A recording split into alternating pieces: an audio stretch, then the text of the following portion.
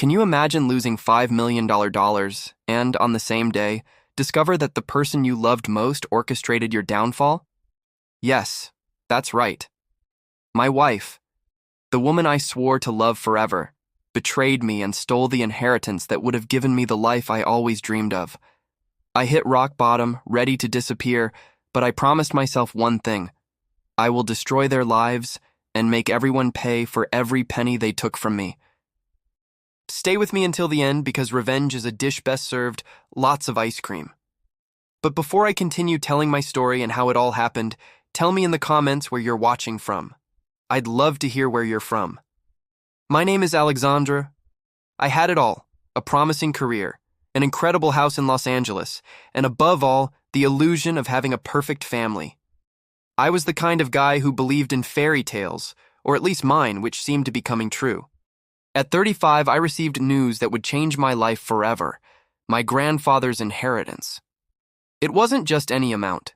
It was a fortune that, with the right investments, would grow to $5 million. This inheritance represented more than money. It was freedom, the chance to leave behind corporate stress and open the small art gallery that had always been my dream. The problem is, I didn't know this fortune came with a target on my back. And the person who would pull the trigger slept next to me every night. Isabella, my beautiful, devoted, and now I know terribly treacherous wife. In the months following the release of the funds, everything fell apart at dizzying speed. She convinced me to invest in a safe business owned by her brother, a supposed cryptocurrency genius. Blinded by love and trust, I signed all the paperwork without question, handing over control of almost all the liquidity to this unmissable opportunity. 3 months later, the money disappeared. The business? A scam. Her brother? Disappeared. I was devastated. The shock was so great I could barely breathe. The humiliation of having been deceived not only by a distant relative, but by my own wife, was a poison in my soul. The police said it was a high-risk investment, and they had no way to trace it. I lost my house, my car, my dignity, and nearly lost my sanity. I was alone in a rented apartment, in debt, and certain I had thrown away my future. I was ready to throw in the towel. The pain was unbearable, but the universe, or perhaps fate, had other plans. I sat in the darkness of my tiny new apartment, staring at the peeling white walls. The pain of loss was physical, a constant knot in my stomach. I felt like a castaway in an ocean of despair. It wasn't just the money, the $5 million that were gone. It was the betrayal. It was the lie. It was the humiliation of being treated like an idiot, a disposable pawn in my own family's dirty game. Isabella had disappeared, taking with her what was left of my savings and leaving a cold, curt note. I'm sorry, but I can't live like this. The irony was palpable.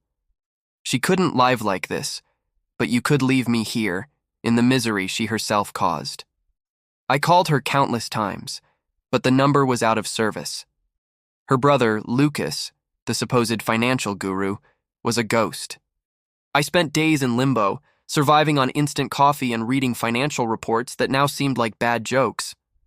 I considered giving up. I seriously considered simply disappearing and ending this pain once and for all. The thought of no longer having to face the weight of this betrayal was tempting, but something held me back. A small flame of anger, a burning desire to understand. Why? That rainy night, as I lay on the cold ground, feeling the weight of my own misery, I heard a soft sound. Ascrepie discreet in the wood of the door. I got up cautiously. I looked through the peephole, but no one was there. I opened the door slowly, and there it was. A brown paper envelope, thick, no sender, slipped in. My heart began to pound. It wasn't a bill. It wasn't advertising. It was heavy. I picked it up with trembling hands and closed it again. I returned to the darkness of the room and turned on the light from the small lamp. The paper looked old, the seal broken. I took a deep breath and pulled out the contents. They were photos, dozens of them. Photos of Isabella. They were photos of her in an expensive restaurant, laughing, but she wasn't alone. She was holding hands, exchanging intimate glances with none other than Lucas, her brother, the one who had disappeared. They weren't running away. They were celebrating. In one photo, they were toasting with glasses of champagne. In another, they were signing papers in a luxurious office with Lucas wearing a triumphant smile and Isabella looking satisfied. But what really knocked me out was what was on the back of one of the photos. A handwritten note in tiny letters. "You 5 million are safe. Congratulations on the work, Isabella. The widower soon gives up. Signed, your partner." The signature wasn't Lucas's. It was Robert. Robert is my uncle. The uncle I always hated, and who was always jealous of my grandfather's fortune. The betrayal was much greater, deeper, more cruel than I could have imagined. My family drama had just become a thriller. The envelope contained not only the photos and the note, it also contained an encrypted flash drive. Anger gave me the energy that sadness had stolen. I was no longer broken. I was furious. The public humiliation and financial loss weren't the result of bad luck or a bad investment. They were a meticulously planned scam. Robert, my own uncle, had always resented my grandfather's preference for me and knew the inheritance would be mine. He used Isabella and Lucas's greed and cruelty to exact revenge and steal the money. I spent the rest of the night trying to decipher the flash drive's code. I'm no tech genius, but the adrenaline made me think clearly for the first time in months. After hours, the screen lit up and revealed a series of audio recordings and emails. They were conversations between Robert, Isabella, and Lucas, detailing the plan step by step. The cryptocurrency investment was just a front. The money had been diverted to accounts offshore in the name of a shell company that was controlled by Robert. The most shocking audio was a recording of Robert talking to Isabella. "The boy is falling apart as predicted. I told you he was weak. You did a great job, honey. The 5 million will soon be mine. Don't worry. Your share is guaranteed. You'll have more than triple what Alexandra would give you." His voice was cold, calculating. Her voice was excited. The revelation was a punch in the gut, but also a shot of pure adrenaline. I had proof. I wasn't crazy. I wasn't a failure. I was a victim of a sordid conspiracy, a central figure in a breathtaking family drama. I was ready to call the police, but then the voice of reason and revenge spoke louder. It would take the police years to unravel this, and I could lose control of the money forever. They would claim I gave it voluntarily. I needed a strategy as ruthless and efficient as theirs. I didn't want justice. I wanted retribution. I wanted them to feel what I felt, total loss, public humiliation. I decided I needed to disappear for a while. The mysterious envelope was my lifeline, but also a warning. Someone else was watching. Someone who had helped me but remained unidentified. I needed to be smart, operate in the shadows. The first step was to rebuild my financial life, even if temporarily, to fund my revenge. The second, and more important, was to make them believe I had, in fact, given up. They had to relax, claim victory. And when they were at the height of their arrogance, I would strike. I started researching. I hired an anonymous hacker with the little money I had left and used the information from the flash drive to begin tracing the web of lies and accounts. Offshore. My plan for revenge was taking shape. It would be a high-stakes chess game, and I wouldn't play for a draw. In the following months, Alexandra, the naive and passionate man, ceased to exist. In his place was born a cold and focused man, driven solely by the pursuit of retribution. I cut all ties, changed my phone number, and moved to a neighborhood where no one knew me. I began working 2 temporary jobs, saving every penny. My new goal wasn't just to get my money back, $5 million, but multiply that value in pain and shame for my traders. I needed a team, or at least a right-hand man. The hacker I hired, who called himself Ghost, became my sole contact. He asked no questions and worked with frightening efficiency. I sent him all the data on the flash drive and instructed him to track every transaction, every email, every move made by Robert, Isabella, and Lucas. I wanted to know where they were, who they were talking to, and most importantly, where they were. My money. Ghost discovered that Robert and Lucas were living a life of luxury in Florida. Robert had bought a beachfront mansion, and Lucas, the poor brother, had invested in a sham tech startup, using my money as seed money to give the appearance of legitimacy. Isabella, meanwhile, was living in New York, supposedly taking an interior design course and spending the money Robert had promised her on designer clothes and exclusive parties. She felt invincible. The most important part of my plan involved the humiliation. They humiliated me financially and emotionally. I would do the same to them, but on a scale they could never imagine. I didn't just want my money back. I wanted their downfall, the destruction of their reputations. I asked Ghost to create an anonymous website, a sort of confidential archive. The goal was to dump all the evidence of the conspiracy there, the audio recordings, the emails, the forged documents. But I wasn't going to publish it yet. That would be my nuclear weapon. I needed a moment, a stage, an event that would maximize the impact. The primary target was Robert, my uncle. He was the mastermind. Robert was about to finalize a major real estate deal that would catapult his net worth from tens of millions to hundreds of millions of dollars, solidifying his power. The finalization would take place at a charity gala, a televised event packed with investors and the press. It was the perfect moment. I needed to infiltrate. To do so, I used a false identity and began to insert myself into Robert's social circles, focusing on people he trusted. I was now Alexei Volkov, a mysterious foreign investor interested in opportunities in Florida. My transformation was complete. I was in shape, dressed in expensive borrowed clothes, and my face bore the seriousness of someone who has lost everything and has nothing left to lose. My revenge was on the way, and they were about to be in my crosshairs.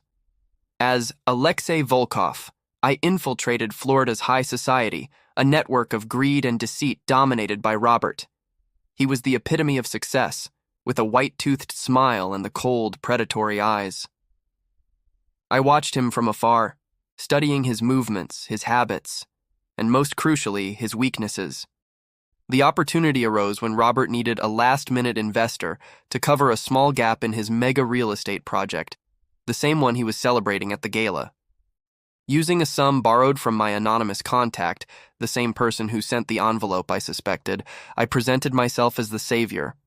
Robert didn't hesitate. He saw me only as a new dollar sign. He didn't recognize me. My beard, my haircut, and most importantly, the icy shell covering my suffering eyes transformed me into a different person. I began working closely with Robert, gaining his trust. The personal conflict of having to shake hands with the man who destroyed me was almost unbearable. I had to smile, agree with him, even compliment him. Each handshake was an act of forced self-abasement, but I knew it was necessary. Alexei became indispensable. I had access to Robert's documents, emails, and plans. Ghost, on the other side of the computer, used this information to track the accounts, offshore with surgical precision. We discovered that my money, the $5 million, were at the center of the entire operation. Robert was using them as collateral for his massive business venture. If this venture failed, the inheritance would be lost forever to lawsuits. The hardest part was meeting Lucas, Isabella's brother. He was the junior partner, the stupidest pawn in the game. He bragged about how smart he was for having outwitted my sucker brother-in-law. I had to listen to this story, holding back the fury in every muscle in my body. "You must be a genius, Lucas," I said with a cold smile. "It takes courage to do what you did." He swallowed the compliment, completely blinded by his own vanity. Meanwhile, Isabella called me, for the first time in months. She was panicking. Her allowance from Robert was late. She wasn't calling to see how I was doing, but to see if I had any spare cash to help her with an unforeseen event. Her audacity made me laugh internally. I answered the call as if it were a wrong number. "I think you've reached the wrong person. I don't know an Isabella." I hung up before she could say anything else. Her betrayal gave me the perfect emotional weapon. I knew she would feel even more rejected. The plan of attack was ready. I had the date, the location, and the evidence. Robert's gala was in a week. Revenge would be served with the elegance of a gala banquet, but the main course would be poison. Robert's gala was the pinnacle of his career, the moment he would be crowned Miami's king of real estate. The ballroom was packed with important people, with flashes cameras everywhere. Robert stood on stage, exuding confidence, about to sign the contracts that would seal his dominance. I was there, as Alexei beside him, with a smile that seemed genuine. I knew Isabella and Lucas would be present, as honored guests, basking in their stolen glory. And there they were, Isabella in a ball gown that probably cost more than my old car, and Lucas in a tight suit and an air of insufferable arrogance. They glanced at me, but to my delight they didn't recognize me. I was just the foreign investor, Alexei. Robert's speech began, full of cliches about hard work and integrity. The cynicism made me sick. This was the moment. I gave a discreet signal to Ghost, who was somewhere remote, ready for the digital attack. At the height of his speech, as Robert raised his pen to sign the contract, the lights went out. The music stopped. A deathly silence fell over the room. Everyone was wondering what had happened. Then, spotlight turned on, illuminating the main screen. On the screen, the faces of Robert, Isabella, and Lucas appeared, followed by a giant headline, "The Real Investments: How a $5 million inheritance dollar scheme was used to fund this party." Panic began in the room. The video began to play. It was audio of Robert and Isabella detailing how they would steal the inheritance, followed by the emails and documents proving the embezzlement. Robert's voice was loud and clear for all to hear. Isabella's face appeared in closes of the photos, celebrating my misfortune. The first to react was Lucas, who shouted, "It's a lie! It's a setup!" But it was too late. The audience was shocked.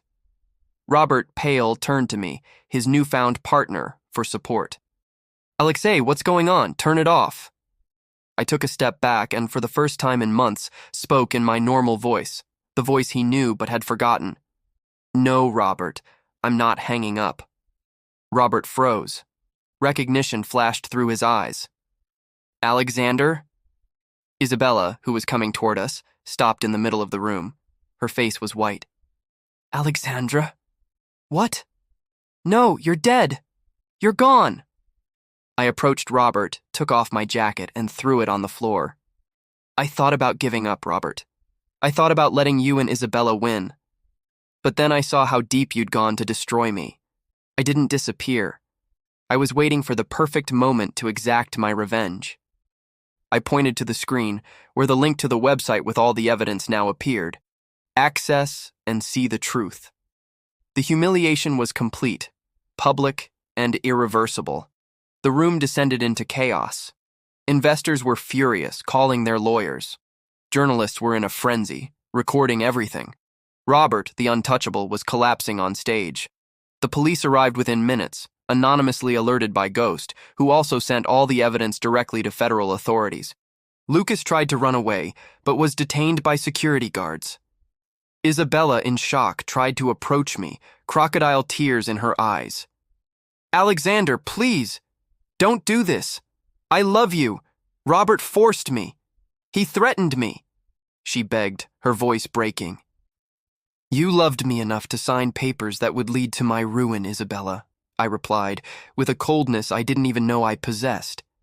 "You loved me enough to laugh at my suffering in a fancy restaurant with your brother. The only thing you love is money, and it's the only thing you'll never have again." I pulled away from her and walked over to Robert. He was being handcuffed, his face distorted into a mask of hatred and despair. "You thought breaking me would be your greatest gain, Robert," I said, looking directly into his eyes. "But you only gave me the motivation. You stole my inheritance from $5 million, and in return he lost everything. His reputation, his freedom, and his empire. I had legal guarantees that the company offshore would be immediately frozen, and the money, my inheritance, would be returned to the original account, along with all of Robert's assets that were used as collateral for the scam. In the days that followed, the story became a national scandal. Robert was arrested, Lucas was imprisoned, and Isabella was exposed to the world as the great traitor. The revenge was complete. They were publicly humiliated, lost everything, and faced justice. The most fascinating thing was the revelation about the mysterious envelope. Ghost sent me one last email, short and to the point. The envelope was sent by someone who saw what Robert did to your grandfather in the past. Consider this karmic justice. I had recovered most of my inheritance, and the process of recovering Robert's remaining assets was underway. But the greatest value I recovered wasn't financial. It was my dignity. I was no longer the naive victim. I was the survivor who stood up and fought. I was ready for my new chapter. I returned to Los Angeles, bought a new apartment, small but mine, and started planning my art gallery. Revenge had given me purpose. Now, I would use my second chance to build the life I truly wanted, free from the lies and toxicity of my family. With the money back and the traitors in the crosshairs of justice, the adrenaline of revenge began to fade, giving way to a strange and unexpected sense of calm. I had kept my promise, and now I needed to move forward, not as a furious man, but as a man who had learned life's most painful lesson. Trust must be earned, not given for free. You $5 million were back, but my relationship with money had changed. It was no longer the key to freedom, but a responsibility. I became much more cautious, consulting real financial experts. I decided that my ultimate revenge would be to prove that I was capable of building something of value, not just destroying it. I opened my art gallery, calling it The Second Chance. It was a modest success at first, but it was mine, built with my effort and my new wisdom. The fate of Robert, Lucas, and Isabella was exactly what I expected. Robert received a long sentence for fraud and embezzlement. Lucas got off with a lesser sentence, but his reputation was in tatters, and he was forced to work in low-level jobs. Isabella tried one last trick. She wrote me a letter from jail, asking for forgiveness, saying she was sorry and missed our life. I read the letter, not with hatred, but with pity. She never understood what she truly lost. I didn't respond. Silence was my final answer. I closed that door forever. The most important part of my new beginning was forgiveness, but not for them. The forgiveness I gave myself for being so naive. Pain turned into strength. I was no longer the guy who cried over a lost inheritance. I was the guy who reclaimed it with his own hands. Experience has taught me that true value isn't in a bank account. True value lies in our ability to bounce back after a devastating fall. If I hadn't hit rock bottom, if I hadn't felt utter humiliation, I would never have had the strength to fight back.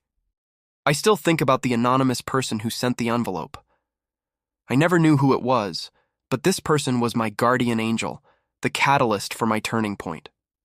It's a reminder that even in the darkest moments, there's always a glimmer of light, a secret that can save your life.